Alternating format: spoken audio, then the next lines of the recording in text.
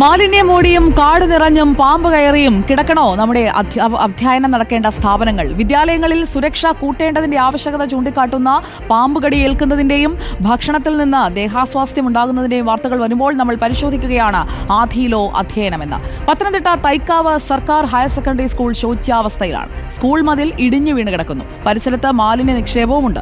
സ്കൂളിൽ കുടിവെള്ളം പോലും കിട്ടാനില്ല എന്ന പരാതിയും ഉയരുന്നുണ്ട്. എന്താണ് അവിടുത്തെ സാഹചര്യമെന്ന് നമുക്കൊന്ന് പരിശോധിക്കാം. Praveen Purushothaman, good evening. തൈക്കാവ് സ്കൂളിൽ നമ്മൾ എത്തി നോക്കുമ്പോൾ എന്തൊക്കെയാണ് അവിടെ ഇനി മെച്ചപ്പെടേണ്ട കാര്യങ്ങൾ? കുട്ടികൾ എത്രത്തോളം ബുദ്ധിമുട്ടുന്നുണ്ട്?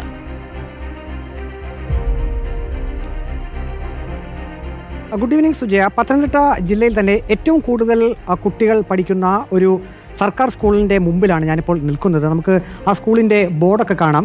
Government higher secondary and vocational higher secondary school. Higher സെക്കൻഡറിയുമുണ്ട്, ഒപ്പം തന്നെ വൊക്കേഷണൽ ഹയർ സെക്കൻഡറിയുമുണ്ട്.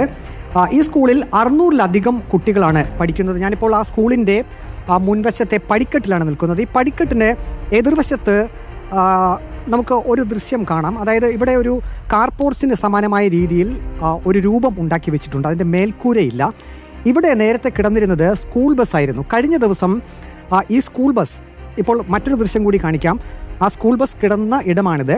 ഇതിൻ്റെ ഈ മറുവശത്തെ മണ്ണ്, ഇതൊരു ഉയർന്ന പ്രദേശമാണ്, അത് മുഴുവൻ ഇടിഞ്ഞു പോയി. ആ സ്കൂൾ ബസ് എന്തോ ഭാഗ്യം കൊണ്ട് ഈ വലിയ കുഴിയിലേക്ക് പതിച്ചില്ല. ഇപ്പോൾ അതിൻ്റെ അവശിഷ്ടം മാത്രമാണ് ഈ കാണുന്നത്. അതായത് ആ സ്കൂളിൻ്റെ കോമ്പൗണ്ടിനകത്ത് തന്നെ കുട്ടികളൊക്കെ നിൽക്കുന്ന ഈ ഭാഗം ഇത്രയും അപകടകരമായ രീതിയിലായിരുന്നു എന്നുള്ളത് ഒരുപക്ഷെ സ്കൂൾ അധികൃതരോ ഉത്തരവാദിത്തപ്പെട്ടവരോ ആരും അറിഞ്ഞിരുന്നില്ല.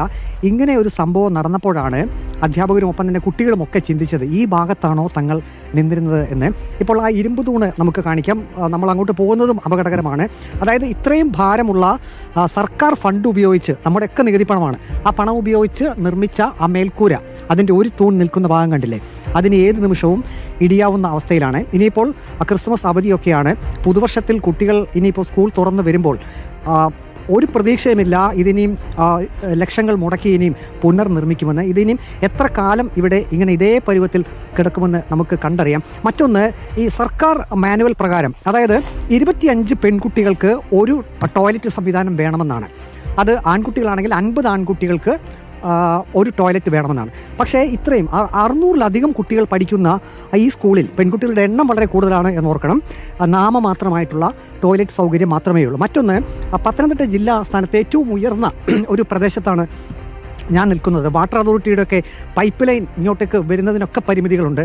സ്കൂളിൽ കുടിവെള്ളത്തിൻ്റെ ദൗർലഭ്യം അതിഭീകരമാണ്. കാരണം 600-ലധികം കുട്ടികൾ പഠിക്കുന്ന ഒരു സ്കൂളിൽ, സർക്കാർ സ്കൂളിൽ കുടിവെള്ളം ഇല്ല എന്നുള്ളത് എത്രമാത്രം ദൗർഭാഗ്യകരമായിട്ടുള്ള ഒരു കാര്യമാണ്. ഞാനിപ്പോൾ കാണിക്കാം. ആ കിടക്കുന്നതാണ് സ്കൂൾ ബസ്. അതായത് ഈ കോവിഡ് കാലത്ത് ഈ സ്കൂൾ ബസ് ഉപയോഗമില്ലാതെ ആ ഷെഡിൽ, നാം ഇപ്പോൾ നേരത്തെ കണ്ട ആ ഷെഡിൽ കയറ്റിയിട്ടതാണ്. പുതുപുത്തൻ ബസ്സായിരുന്നു. കോവിഡ് കാലത്ത് അത് പൂർണ്ണമായും ഉപയോഗമില്ലാതെ കിടന്നു. അതിനുശേഷം ആ കോവിഡ് കാലം കഴിഞ്ഞു, പിന്നീട് എത്രയോ വർഷങ്ങൾ കഴിഞ്ഞിരിക്കുന്നു.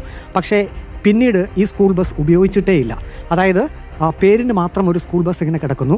എത്ര ലക്ഷം രൂപ മുടക്കി സർക്കാർ ഫണ്ട് ഉപയോഗിച്ച് കുട്ടികൾക്ക് സഞ്ചരിക്കുന്നതിനായി ഏർപ്പെടുത്തിയ ഒരു സംവിധാനമാണ്. പക്ഷേ ഈ ബസ്സിൻ്റെ അവസ്ഥ കണ്ടില്ലേ?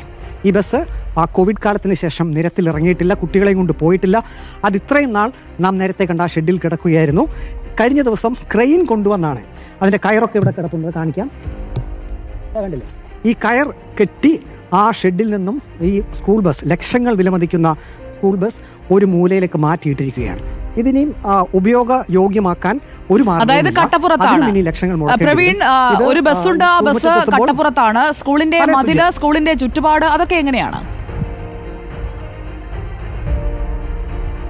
ആ സ്കൂളിൻ്റെ ചുറ്റുപാട് നമ്മൾ അല്പസമയം മുമ്പ് സ്കൂൾ അധികൃതരുമായി സംസാരിച്ചിരുന്നു.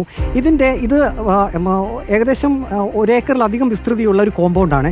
ഇവിടെ ഇതിൻ്റെ ഈ മലയുടെ താഴ്ഭാഗത്തെല്ലാം ധാരാളം മാലിന്യ നിക്ഷേപം ഉണ്ട് എന്നാണ് പറയുന്നത്. അതായത് ഇത് ആരും അധികം സ്കൂൾ കാലഘട്ടത്തിലല്ലാതെ, അല്ലെങ്കിൽ സ്കൂൾ സമയത്തല്ലാതെ കൂടുതൽ ആളുകൾ വരുന്ന ഒരു ഇടമല്ല, ഒരു ഒഴിഞ്ഞ ഇടമാണ്. അതുകൊണ്ട് തന്നെ ഇവിടെ രാത്രി കാലങ്ങളിൽ ഈ സ്കൂൾ കോമ്പൗണ്ടിന് ചുറ്റും പൊതുവഴികളുണ്ട്. ആ വഴികളിൽ കൂടി ആളുകൾ എത്തുകയും ധാരാളം മാലിന്യങ്ങൾ കാണുന്ന ഭാഗത്തൊക്കെ, ആ താഴ്വാരത്തൊക്കെ ധാരാളം മാലിന്യങ്ങൾ കൊണ്ട് ഇടുന്ന ഒരു അവസ്ഥ കൂടിയുണ്ട്. ഇതൊക്കെ നിരന്തരം ഇവിടുത്തെ അധികൃതരുടെ മുന്നിലൊക്കെ ധാരാളം പരാതികളൊക്കെ ചെന്നിട്ടുണ്ട്. പക്ഷേ അതൊന്നും ശ്രദ്ധിക്കാനോ അല്ലെങ്കിൽ അത്തരം കാര്യങ്ങളിലൊക്കെ ഒരു മാറ്റം വരുത്തുവാനോ ഇതുവരെ ആർക്കും കഴിഞ്ഞിട്ടില്ല എന്നുള്ളതാണ് ഏറ്റവും പ്രധാനപ്പെട്ട അവസ്ഥ. ഇപ്പോൾ ഈ സ്കൂളിൽ ഒരു കിണറാണുള്ളത്. ആ കിണറ്റിൽ നിന്നുള്ള വെള്ളം മാത്രമാണ് ഈ 600-ലധികം കുട്ടികൾക്ക് ആശ്രയം എന്നുള്ളത്. അത് പക്ഷേ ഈ വേനൽക്കാലമൊക്കെ ആകുമ്പോൾ കിണർ വറ്റുന്നൊരവസ്ഥയുണ്ട്. അങ്ങനെ വരുമ്പോൾ കുട്ടികൾക്ക് ഒരു കാര്യം കൂടി നമ്മളെ ഒരാൾ ഇപ്പോൾ അറിയിക്കുന്നത് പ്രവീൺ പുരുഷോത്തമൻ ആ സ്കൂളിലെ കുട്ടികൾ ഉപയോഗിക്കുന്ന ശുചിമുറി കൂടി ഒന്ന് നോക്കാൻ പ്രവീൺ ചേട്ടനോട് പറയൂ എന്നൊരു സന്ദേശം വരുന്നുണ്ട്. വളരെ മോശമാണ്, അവിടെ സ്കൂളിൽ ഉള്ള ശുചിമുറി ഉപയോഗിക്കാൻ തന്നെ പറ്റാത്ത സാഹചര്യത്തിലാണ് എന്നുള്ള സന്ദേശങ്ങൾ വരുന്നുണ്ട്. അതായത് തത്സമയം ഇത് കണ്ടുകൊണ്ടിരിക്കുന്ന ഒരു അഭിപ്രായം പറയുന്നുണ്ട്. പ്രവീൺ തുടർന്നോളൂ. അതെ സുജി, അതാണ് ഏറ്റവും ദൗർഭാഗ്യകരമായിട്ടുള്ള അവസ്ഥ എന്നുള്ളത്. കാരണം ഞാൻ നേരത്തെ പറഞ്ഞതുപോലെ തന്നെ ആ കണക്കുകളുണ്ട്. 25 പെൺകുട്ടികൾക്ക് ഒരു ബാത്റൂം വേണമെന്നാണ് നിയമം. 50 ആൺകുട്ടികൾക്ക് ഒപ്പം തന്നെ ഒരു ശുചിമുറി വേണം. പക്ഷേ ഇത്രയും വലിയൊരു സർക്കാർ സ്കൂളായിട്ട് പോലും എത്ര ശുചിമുറികൾ, ടോയ്ലറ്റ് സംവിധാനങ്ങൾ ഇവിടെ ഉണ്ട് എന്നുള്ളതാണ് ഏറ്റവും പ്രധാനപ്പെട്ട ഒരു വസ്തുത. അതുതന്നെയാണ് ഈ രക്ഷിതാക്കളും ഒപ്പം തന്നെ അധ്യാപകരുടെയും ഒക്കെ ഒരു പ്രശ്നമെന്നുള്ളത്. ഇതിനൊക്കെ പരിഹാരം യഥാർത്ഥത്തിൽ കാണേണ്ടത് വിദ്യാഭ്യാസ വകുപ്പ് തന്നെയാണ്. കാരണം നമ്മൾ ഈ പ്രഖ്യാപനങ്ങൾ കൊണ്ടോ അല്ലെങ്കിൽ അടിക്കടിയുള്ള വാഗ്ദാനങ്ങൾ നൽകുന്നതുകൊണ്ടോ ഒന്നും കാര്യമില്ല. 600-ലധികം കുട്ടികൾ പഠിക്കുന്ന ഈ സ്കൂളിൽ കുട്ടികൾക്ക് ആവശ്യത്തിനുള്ള ശുചിമുറിയെങ്കിലും ഒരുക്കുക എന്നുള്ളത് അധികൃതരുടെ ഉത്തരവാദിത്തം തന്നെയാണ്. മറ്റൊന്ന്, ഉയർന്ന പ്രദേശത്ത് സ്കൂൾ ആണെങ്കിൽ പോലും അവിടേക്ക് കുടിവെള്ളം എത്തിക്കുന്നതിനുള്ള അപ്പോൾ ആധുനിക സംവിധാനങ്ങളൊക്കെ എത്രയോ ഉണ്ട്, കാലം എത്രയോ പുരോഗമിച്ചിരിക്കുന്നു. അപ്പോൾ അങ്ങനെയുള്ള ഈ ഒരു കാലഘട്ടത്തിൽ കുടിവെള്ളം എത്തിക്കുന്നതിന് ഉള്ള സൗകര്യങ്ങൾ ഒരുക്കുക. ഒപ്പം തന്നെ അപ്പോൾ തൈക്കാവ് സ്കൂളിന് അത്യാവശ്യം വേണ്ട കാര്യങ്ങൾ ഇപ്പോൾ പ്രവീൺ പുരുഷോത്തമൻ കൃത്യമായി ലിസ്റ്റ് ചെയ്യുന്നത് പോലെ സ്കൂളിൽ കുഞ്ഞുങ്ങൾക്ക് കുടിവെള്ളം വേണം. സ്കൂൾ മതിലിന്റെ ശോച്യാവസ്ഥ, ഇടിഞ്ഞു വീഴരുത്. അത് കുഞ്ഞുങ്ങൾ നടന്നു പോകുമ്പോൾ അവരുടെ പുറത്തേക്ക് ഇടിഞ്ഞു വീഴുന്ന ഒരു സാഹചര്യം ഉണ്ടാക്കരുത്.